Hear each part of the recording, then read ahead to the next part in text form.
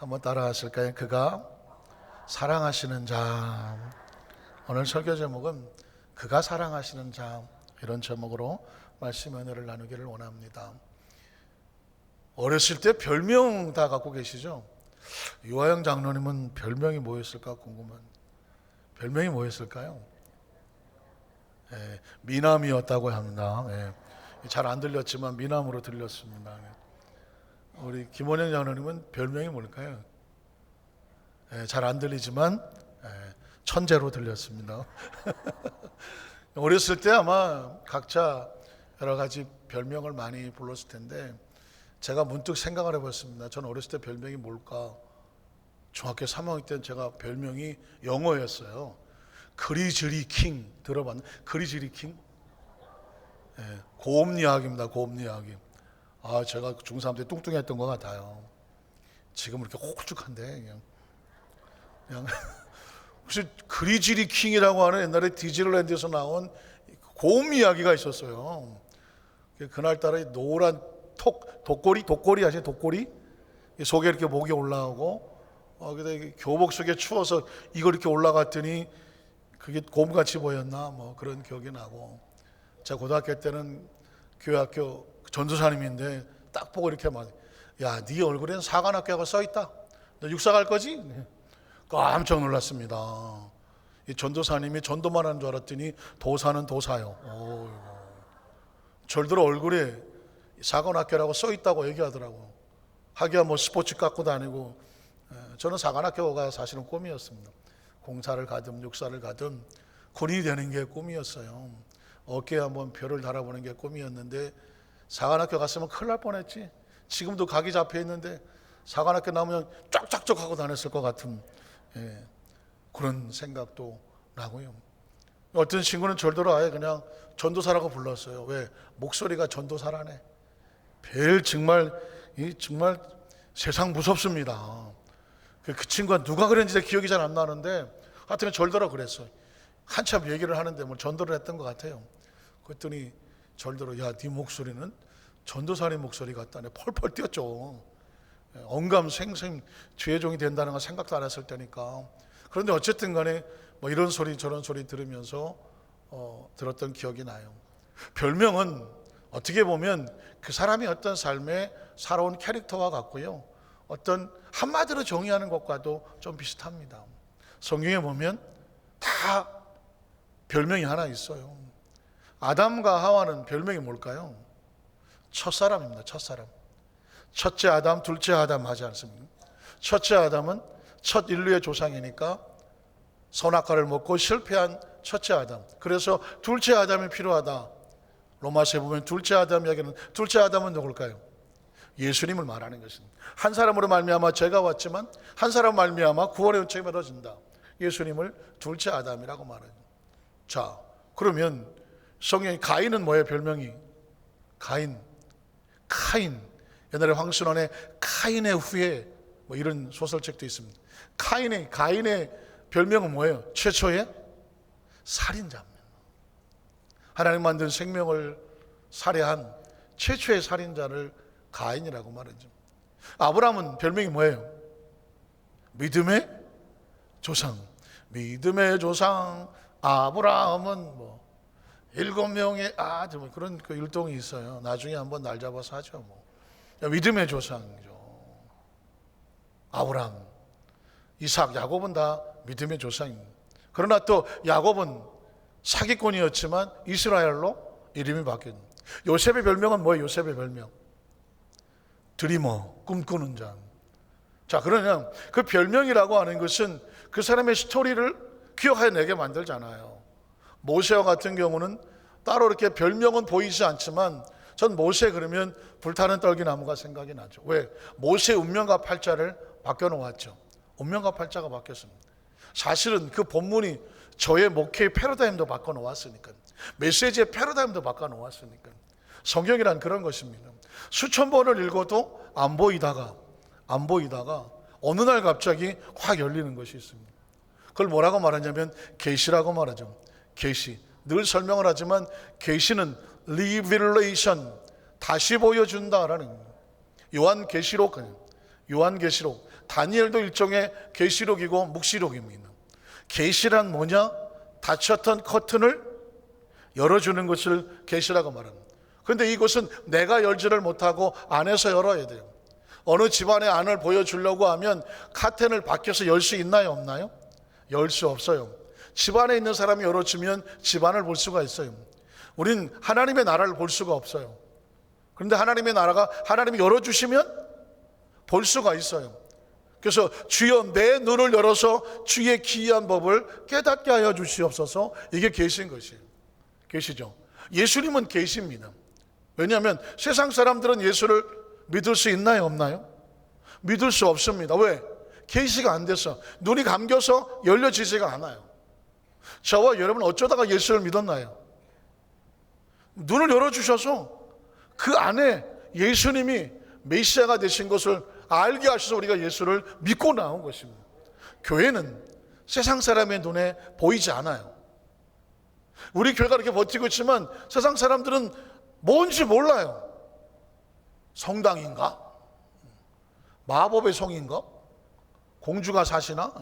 제가 식당에 이렇게 다니다가 교회를 얘기를 하면 그 탑이 뾰족한 교회예요. 그거 성당 아니에요? 또는 거기 마법의 성 아니에요? 농담 삼아서 이렇게 얘기를 합니다. 왜? 세상 사람의 눈에는 그냥 건물과 자기들 하는 이미지로 생각을 합니다. 왜? 열어주지 않으면 모르는 거예요.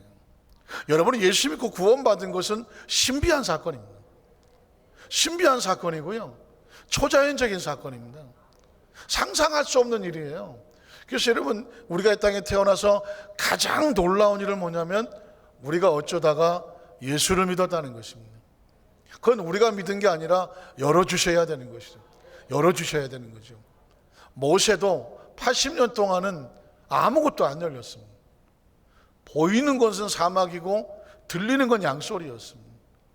나이 80이 될 때까지는 아무것도 안 열렸어요. 그런데 어느 날 불타는 떨기나무 앞에서 갑자기 이 나무가 불이 붙었으나 꺼지지 아니하더라. 여기까지도 이게 뭐지? 구경거리가 생겼네? 구경하러 간 거예요. 구경하러 갔습니다. 그런데 거기서 눈이 열리는 거죠. 보니까 나무에 불이 붙었으나 사라지지가 않아요. 그리고 귀가 열리는 거죠. 귀가 열립니다. 모세야 모세. 여러분, 귀가 열려야 됩니다. 이 예배에 참석을 해도 귀가 열려야 됩니다. 귀가 열리지 않으면 하나님의 말씀은 그냥 들린 소리밖에 안 돼요. 우리 옆에 분 축복하세요. 귀가 열려야 됩니다. 잘 열려야 됩니다. 그래서 여러분, 기도 제목이 교회 와서 앉아 기도하실 때 제일 중요한 기도 제목은 뭐냐면 주여 내 눈이 열리지게 하시옵시고 내 귀가 열려지게 도와주시고 내 마음에 깨닫는 영을 부어 주시옵소서. 그게 아니면 절대로 안 되는 것입니다. 제가 지난 주일날 그 불교의 어떤 승려 얘기, 스님 얘기를 했지만 안 열리니까 그러는 거예요. 무식해서 없는 귀신을 쫓아내려고 목사는 안수를 하고 신부는 퇴마식을 하고 왜 그런 얘기를 하겠습니까?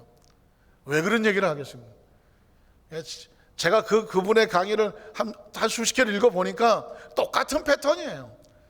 어제도 운전하다가 한번 그 불교 신자가 스님 죽은 다음에 영혼이 있나요? 죽고 난 다음에 기독교에서는 천국이 있고 지옥이 있다고 그러고 불교에서는 극락이 있다고 하는데 사람이 죽으면 영혼이 있나요? 그 지옥하고 천국하고 하나요? 보통 이렇게 물어요. 그 얘기는 일반 사람 다 묻는 거 아닙니까? 그러면 패턴은 똑같아요. 그러면 자기는 믿어요 안 믿어요? 이렇게 물어요. 똑같더라고요. 이제 계속 들어보니까 똑같아요. 천국이 있고 지옥이 있다고 믿어요 안 믿어요? 그러니까는 믿어요. 그럼 있는 거예요. 아니 진짜 있냐고요? 그러면 있다 그러면 있고 없다 그러면 없는 거라고. 뭘 그런 데 신경 쓰냐고. 나는 관심이 없다고. 나는 천국도 관심이 없고 지옥도 관심 없다고. 그냥 이 자리에서 사는 동안에 그냥 행복하면 다라고. 행복하게 살아. 아주 대놓고 얘기하더라고요. 인간의 행복이란 지 좋을 때 사는 거다. 지 좋을 때로 사는 게 행복하라는 거예요. 그 얘기 뭐냐? 그냥 마음을 천국도 가고 싶으면 있다고 생각을 하고, 지옥을 무서우면 지옥은 없다고 생각을 하고, 귀신이 무서우면 귀신 없다고 생각을 하고. 뭔 소리를 하는 거예요 지금? 왜 그렇게 얘기할까요? 왜 얘기할까요? 제가 그랬죠. 원리 자체가 불교는 아무것도 없죠. 무에서 출발하기 때문에 그래요. 그리고 만들어낸 모든 얘기는 허상이라고 생각하는 거예요. 그냥 당신이 그렇게 마음에 만들어 놓고 왜 생고생을 하느냐? 없다고 생각하면 된다는 겁니다. 아주 무서운 얘기를 들었습니다. 나는 천국도 관심 없고 지옥도 관심 없대요. 그냥 사는 동안에 내 좋을 대로 살고 행복하게 살면 된대요. 왜 그럴까요? 안 열려서 그런 거예요. 하나님이 열어주지 아니하면, 하나님이 열어주지 아니하면 어쩌면 그게 인생을 살아가면서 그냥 이 아무 희망 없는, 희망이 없죠. 하늘이 없으면 그냥 자기 속 편하자고 사는 것 줄 있을 수 있어요. 우리는 반대로 하나님이 열어주신 사람이에요. 열어주신 사람이에요. 그게 얼마나 놀라운 축복입니까? 예수님이 보이죠. 하나님의 나라가 보이죠. 말씀이 보이죠. 성령님이 보이죠. 온갖 체험하고 보이는 것이 뭐 가득가득한데 왜 없다고 말합니까?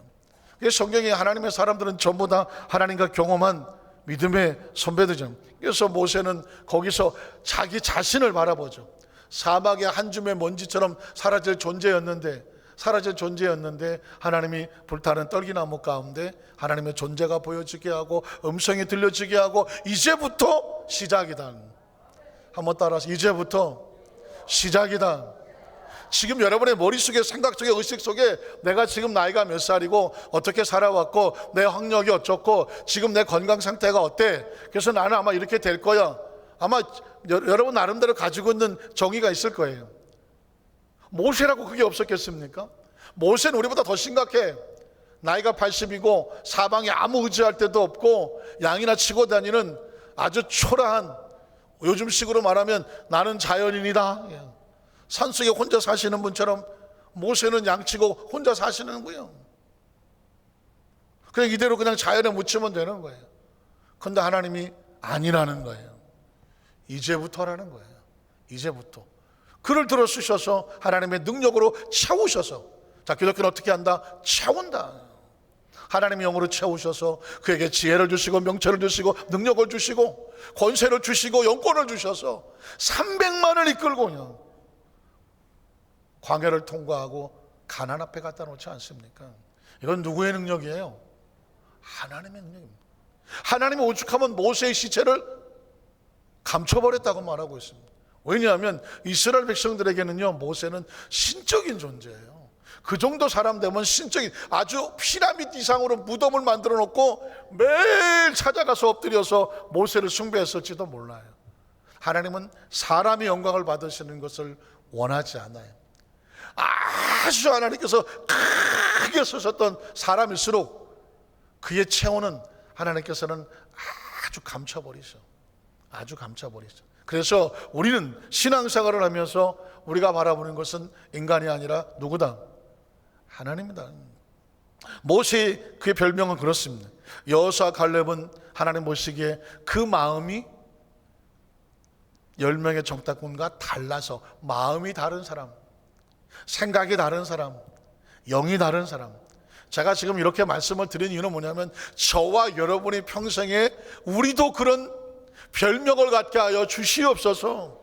그런 축복의 별명이죠. 모세나 아브라함이나 여호수아 갈렙은 막 섞어놨는데 마음이 달라. 누구의 편에 서 있어요? 하나님 편에 서 있어요. 이거 굉장히 어렵습니다. 지금 우리나라는 뭐 전 세계 많은 나라가 민주주의 아닙니까? 민주주의는 여론 정치하는 거 아니에요? 여론 정치하면서 다수가 몰려가면 옳소 그런 거 아닙니까? 나라에서도 뭐 청와대 청원, 뭐 국민청원 해갖고 뭐 2만 명인지 20만 명만 청원하면 나라에서 개입하겠다고 하지 않습니까? 이게 어떻게 보면 참 양날의 칼과 같아요. 어떤 사람은 사형시켜라! 20만 명만 거기다가 청원하면 죽는 사람이 나올 수도 있는 거고, 뭐 아무리 나쁜 놈이라도 한 20만 명이 살려줘라! 그러면 또 죽일 놈도 뭐 살릴 수 있을지도 모르는 이 여론이란 아주 무서운 겁니다. 잘 사용하지 않으면 칼같이 어려울 수가 있어요. 물론 좋은 면도 없지는 않겠지만요. 그런 여론 가운데 하나님의 사람은 여론으로 살지 않아요. 그 마음의 정신이 하나님의 생각으로 살아요. 12명의 정탐꾼도 보십시오. 10명 대 2명이에요. 여론으로 따라서 투표를 했어요. 누가 이깁니까?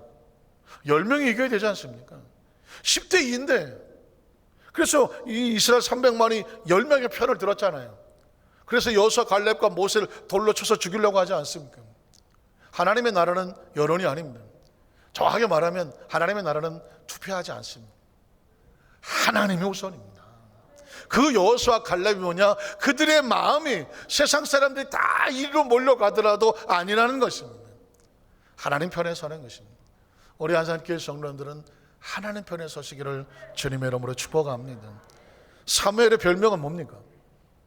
기도의 선지자는 기도의 선지자. 제가 아주 성경을 정리해 드리는 거예요. 사무엘은 기도 쉬는 걸 뭐라고 생각했어요? 죄라고 생각했습니다. 기도를 쉬는 죄를 범하기를 원하지 않는다. 이 사람은 늘 기도의 사람이기 때문에 기도 쉬는 걸 죄라고 말했습니다.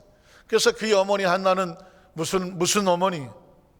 눈물의 기도에 눈물의 어머니, 눈물로 기도하는 어머니가 한나는. 그래서 여러분 무슨 금식성이나 이렇게 할 때 한나 거의 빠지지 않고 나오죠.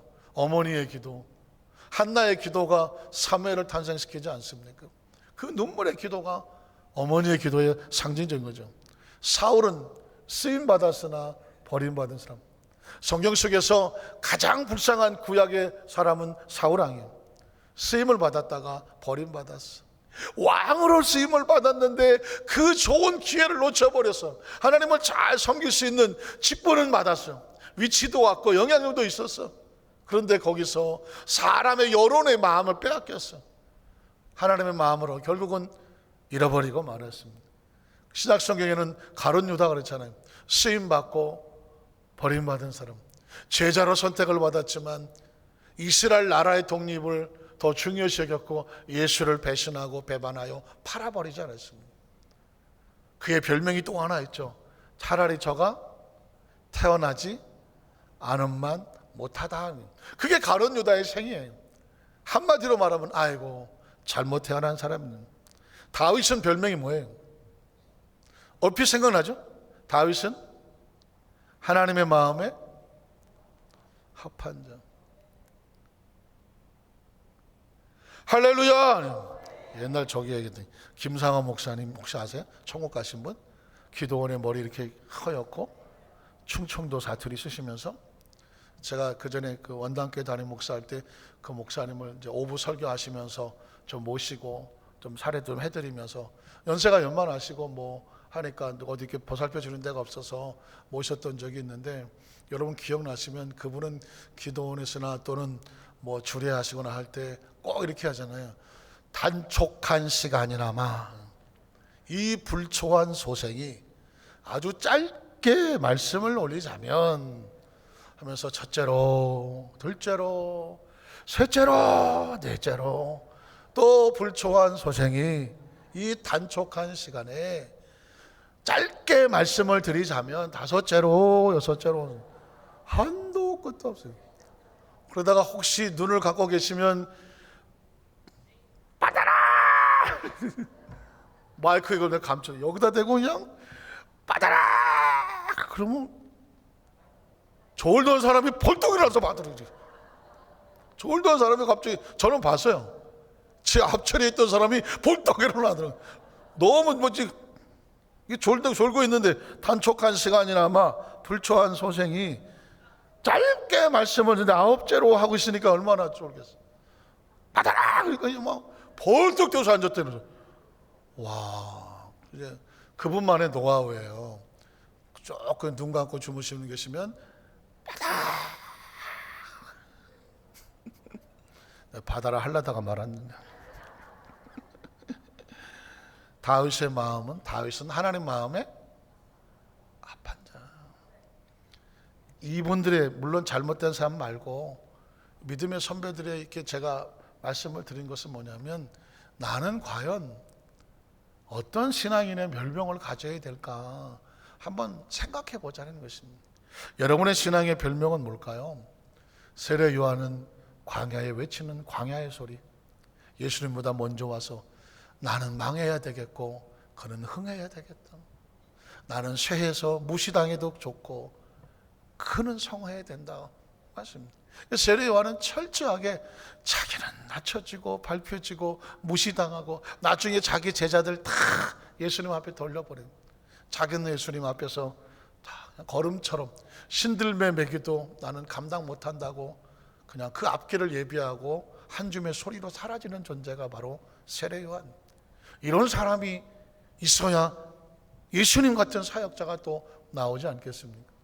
바울은 베드로는 갈대같이 시몬같이 흔들리던 사람이었지만 나중에 반석, 베드로의 뜻은 반석이 페트로스 반석이거든요. 반석이 되고, 바울도 원래 이름은 사울 큰 자였으나 예수를 만나고 나니 이런 천하의 죄인 중에 괴수고 비천한 중에 비천한 자, 내가 어떻게 큰 자가 될 수 있겠느냐? 이름을 바꿔서 바울은 작은 자가 된다는 것입니다. 한번 이렇게 우리 말씀에 근거해서 믿음의 선배들의 한번 별명을 정해봤습니다. 그러면서 생각하는 거예요. 저와 여러분은 어떤 별명을 가져야 할까? 오늘 성경에 한 사람의 별명이 나옵니다. 요한복음 13장 21절 한번 볼게요. 13장 21절에 보면 예수께서 세족식을 하고 그리고 말씀을 가르친 다음에 갑자기 그 다음 얘기를 하려니까 심령이 괴로웠어요. 주님의 마음에 기쁨이 되는 사람이 있는가 하면요, 주님의 마음에 괴로움이 되는 사람이 있습니다. 주님의 마음에 기쁨이 됐던 사람은 마태복음 26장 10절에 나오는데 혹시 볼 수 있을까요? 마태복음 26장 10절. 예수께서 아시고 그들에게 이르시되 너희가 어찌하여 여자를 괴롭게 하느냐. 마리아죠. 옥합을 깬 마리아입니다. 그가 내게 좋은 일을 했다고. 예수님께서 이 옥합을 깬 마리아를 보시면서 얼굴 표정이 얼마나 흡족하시겠습니까? 다른 제자들은 앉아서 이 악강을 왜 버렸느냐, 이 가난한 자에게 나눠주지, 가룟 유다였거든요.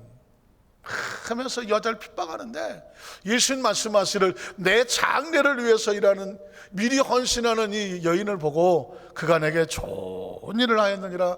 예수님은 흡족하셨습니다. 그러나 반대로 예수님이 슬퍼하신 것은 아까 요한복음 13장 21절이에요. 예수께서 이 말씀을 하시고 심령이 괴로워 증언하여 이르시되 뭐 때문에 괴로우실까요? 내가 진실로 진실로 너에게 이르노니 너희 중 하나가 나를 팔리라.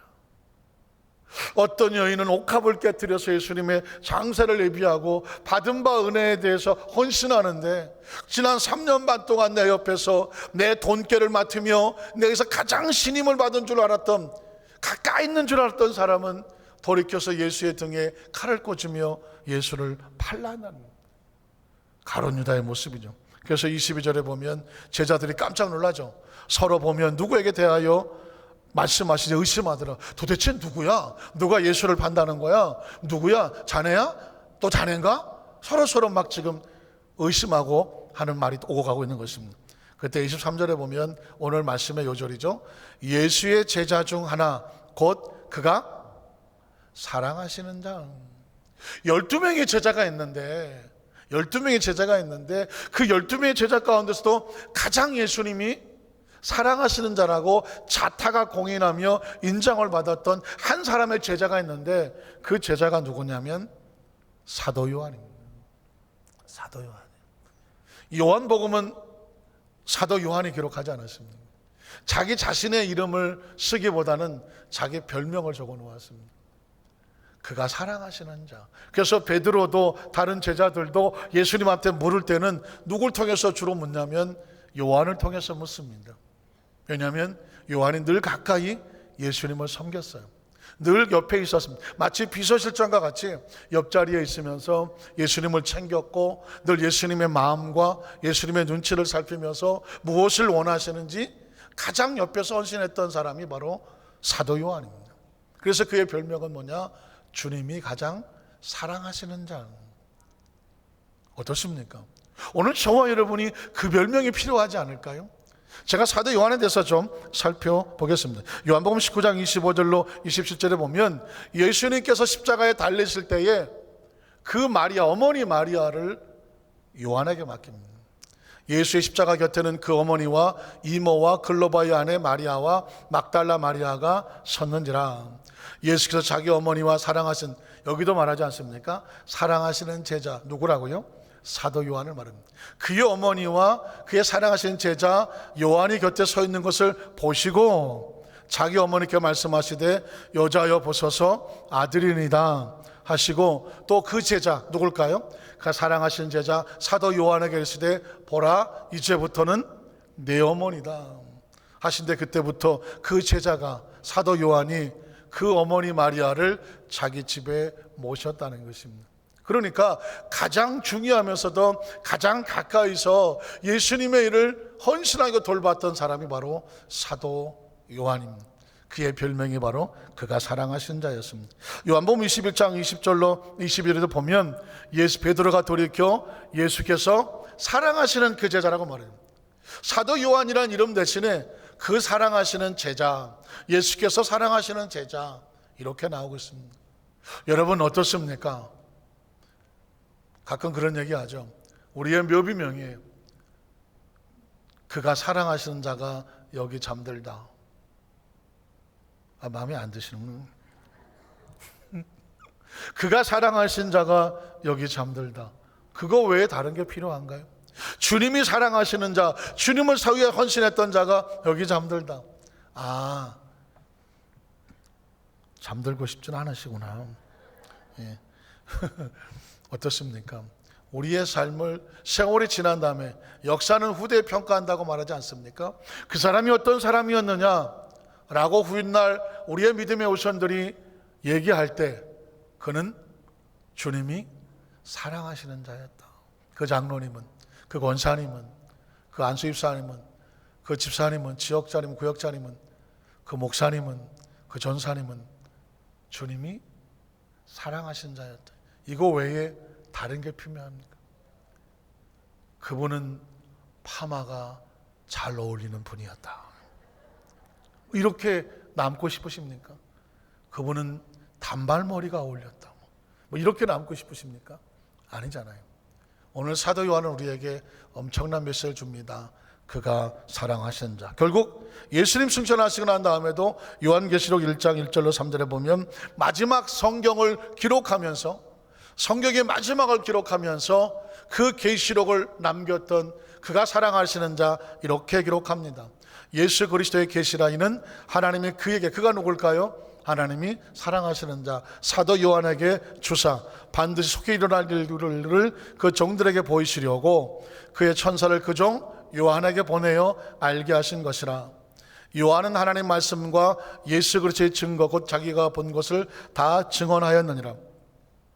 이 예언의 말씀을 읽는 자와 듣는 자와 그 가운데 기록한 것을 지키는 자는 복이 있나니 때가 가까움이라. 말씀을 정리합니다. 여러분의 삶의 과거를 돌이켜보면 두 종류가 있겠죠. 아니, 세 종류가 있겠죠. 한 종류는 아무 기억도 안 나는 사람, 한 종류는 평생을 내가 살아가면서도 마음 한구석에 너무 고맙고 감사한 사람, 한쪽 구덩이에는 저 죽여도 시원찮다고 막 가슴에 응어리로 남는 사람. 결국은 세 종류의 사람이 남을 겁니다. 그건 누구도 피할 수가 없어요. 예수님의 가슴에 정말 귀하고 소중한 제자들이 있는가 하면 안타깝지만 가룟 유다와 같이 정말 예수님께서 그 등에 칼을 빗으로 꼽게 하는 가슴 아픈 배신자도 있었다는 것입니다. 예수님은 가룟 유다는 네가 하는 일은 하라고 보냈지만 그 제자에게는 그 육신의 어머니 마리아도 맡길 정도로 신뢰를 하셨습니다. 오늘 저와 여러분이 예수님의 기억 속에 어떻게 남느냐, 그건 우리의 선택에 달렸습니다.